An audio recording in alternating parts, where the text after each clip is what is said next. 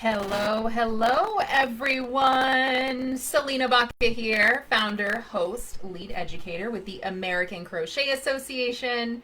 That's where I work hard to assure crochet is passed through the generations in better hands than we found it.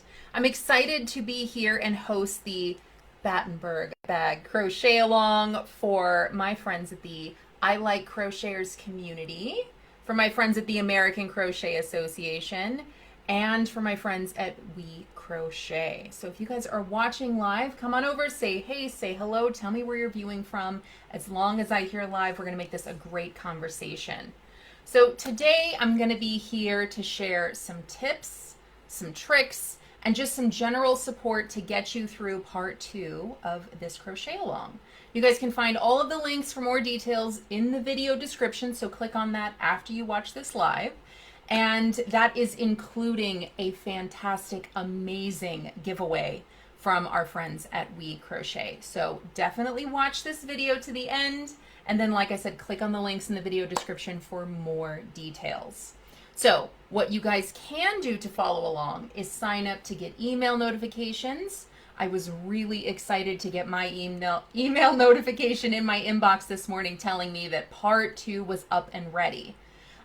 So it was just really quick and easy for me to sign up. I got the email notification. I didn't forget. I mean, I'm hosting this crochet along, so of course I'm not going to forget, but it's just so nice to get that reminder.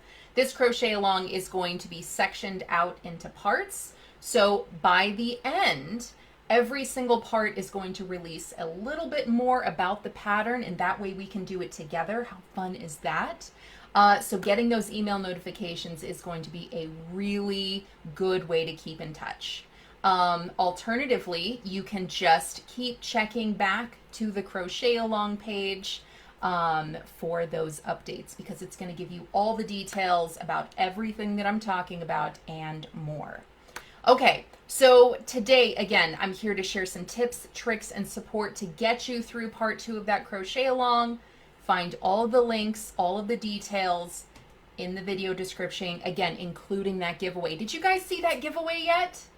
When you check out that giveaway, let me know what you think in the comments, because it's pretty exciting. I mean, I'm excited about that giveaway, so I hope you guys totally dig it too. All right, so before we jump into this week, I just wanted to give a little recap on last week. If you guys missed it, you guys can watch my video from last week and get all of the details on the pattern so far when you click on the link in the video description. So last week we talked about this bag as a whole.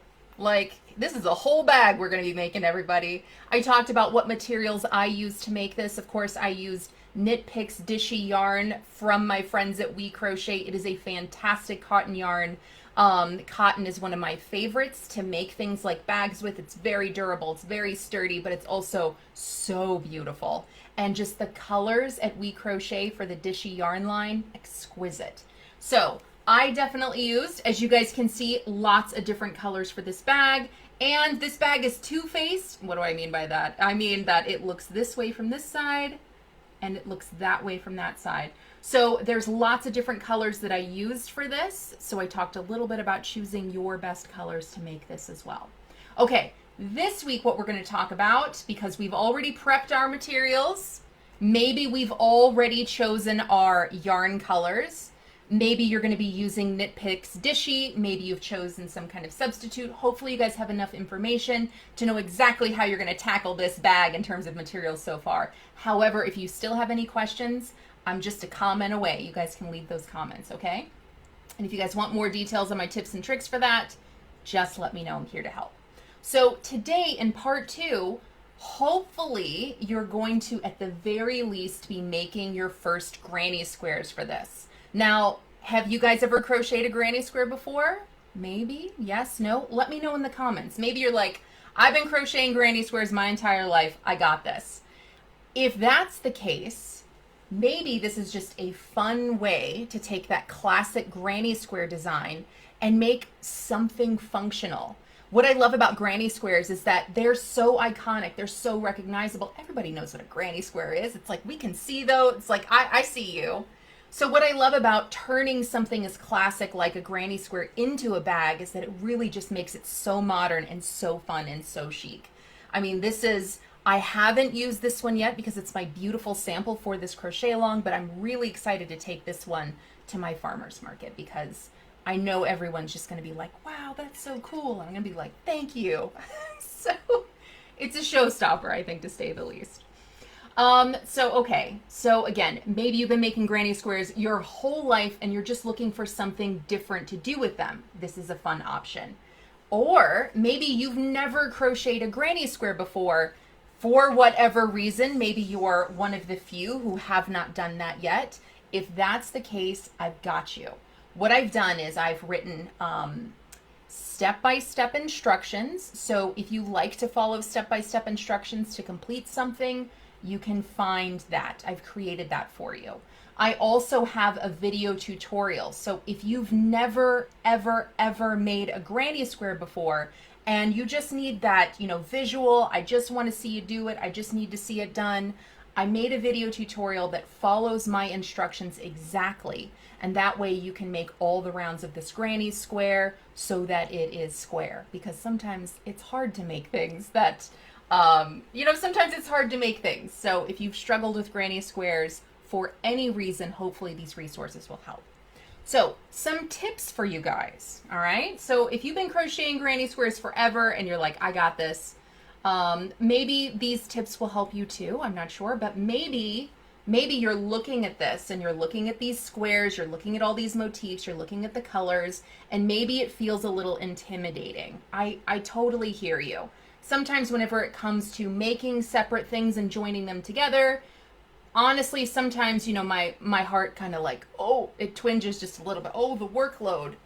But what I love about this, and if you know, you know, the thing about granny squares, and I'm talking more so to those of you who maybe have never made one before, is that once you've got it, once you follow the instructions and you see it, you really don't need to keep looking at the instructions for guidance. It really is one of those things that it's like, oh, okay, I've got my sample, I followed the instructions, I think I can do this on my own. So when that happens, once you map out your colors, you can just keep trucking along making your granny squares, and it becomes a fun thing that doesn't take all of your mental time and energy and attention. You can watch your favorite show. You can have a get together with your friends. You can hang out with your kids. It's summertime. Well, it is in my neck of the woods. You can crochet outside and you don't have to be tied to the instructions in some way. Because again, this bag uses the same granny square motif again and again and again, and then we're going to join them together. Now, with that said, I've also given you guys some instructions and some video tutorials to show you how to join granny squares together. Because I know that that's another kind of thing that's a little intimidating. How do I join all these things together? Now, again, there are two ways, and you can follow either way to do these. And we're going to get into that a little bit later. That's why this crochet along is sectioned out into so many different parts. But what I love about crocheting all of these granny squares separately and then joining them together, as this pattern suggests, is that it makes this so much more portable, to where maybe I just make one granny square every day. And then so it just, oh, I made one granny square, I'm done. Maybe you make two, you do whatever brings your heart happiness and joy. But you really can do something as simple as just making one granny square a day because it's just a few rounds. It becomes portable because you can just have your one skein, you make your one granny square, you can put it in your bag, you can put it in your purse, you can put it in your fanny pack. That's how tiny it is. I'm a fanny packer. Raise your hand, loud and proud, if you are too. It's okay. We can do it together. Yeah, you can totally just have your yarn and your granny square in a tiny space, crochet it wherever you are, running errands, whatever you're doing, and then you can put that away, and that's one part of this bag done. So when all of the granny squares are complete, I'm going to show you how to join them together so that it is easy to tackle. And that can just be kind of like one sit-down session, okay? So I'm saying all of that because I hope that if you're intimidated by this in any way, you've got some confidence now that, okay, I can just do this in little parts. I can do this in small parts. So there's more parts to go. We're going to tackle those things together. But for right now, hopefully you guys just know what yarn you're going to use and what colors you're going to use. and you guys can get as creative with color as you want. As you can see here, there are only 2 squares, this one right here and this one right here, whoop, that uses more than one color. Now that's what I did. You guys can follow exactly what I did to make the exact same color pattern that I've used, but you can get as creative as you want. Maybe every one of your squares is 2 colors or 3 colors or 4 colors. Maybe every one of them is a completely different color. Maybe they're all solid. You do whatever you want to do. As a matter of fact, color is only going to enhance this design. So you can get super duper creative with this. I've got some tips for you, okay? Don't be intimidated by all these colors. Don't look at it as a whole and go, I can't do it. It's too many colors. Oh my gosh. Again, we're going to take each granny square just 1 square at a time. Decide what color sequence you want to do. You can draw it out. You can map it out however you want. And then as you're making each granny square, my tip to you is leave your beginning tail end, because you're going to start in a center and work outwards. Leave that tail long. I don't know, maybe like 6, 8, 10 inches. Leave it a little long, okay? Leave it obnoxiously long, okay? Not too long. Don't trip over it. But make it obnoxiously long. And then it doesn't matter if you change colors or not. Every other tail end that you have in the same square, leave that obnoxiously long. When you finish a square, you can leave this to the end, but you will thank me if you do it as you go. What you're going to do is you're going to fasten those tails together or fasten them into the fabric in some way that completes the square.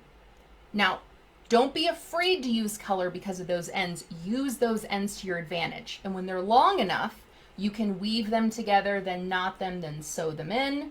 You can knot them, you can sew them in. You can do any combination of whatever is going to give you the strongest fabric possible, and really make sure that those ends are secure.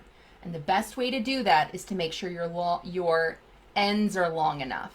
And the reason I say do each square as you go is because you're going to spend a little bit more time on what it means to secure that down in a really good way.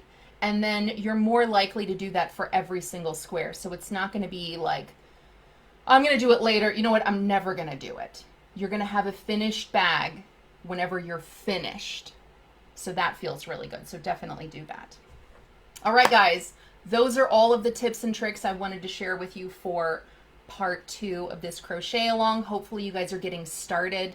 Hopefully you know what yarn you're going to use. I also have instructions and guidance for you guys to post your projects that link directly to this pattern. I would absolutely love it if you guys would do that. The instructions are to do so on Ravelry. And when we do that, when we link all of our projects there, it's so fantastic for you to build your crochet resume, because as you're adding your projects there, you're adding a visual representation with all of the notes that you'll ever need for every project that you create. When you link it to my pattern, then we can all go there and see the different projects that people have made from a pattern, and we can get inspiration. What yarns are people using? What color sequence did they use? So definitely check that out if you are still thinking, I'm not entirely sure how I'm going to tackle this. Okay, so there you have it, guys.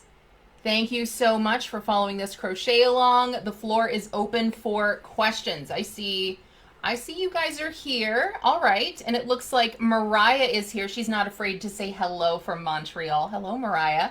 Thank you for checking in.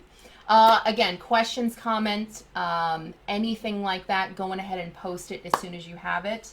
I'm really excited to be working on this with you guys. So don't be afraid to ask questions, share your progress, and just be part of a community as we're doing this together, all right? Okay, guys, I don't see any questions, so I'm assuming no one has any questions. Everyone knows what to do. Maybe you guys are too busy crocheting up all of your granny squares to make your bag. I totally get it, all right? I get it. This is fun. All right, everybody, that's all I have for you guys today. Part 2 of the Battenberg Bag Crochet Along. Again, I'm Selena Baca with the American Crochet Association, where I work to assure crochet is passed through the generations in better hands than we found it. I'm really excited to be co-hosting this with my friends at I Like Crochet and We Crochet. You guys can get all of the details on this event and more when you click on the links in the video descriptions. All right, everybody, that's all I got for you guys today. Have fun. Can't wait to see your progress. Peace, love, crochet, everybody. Until next time.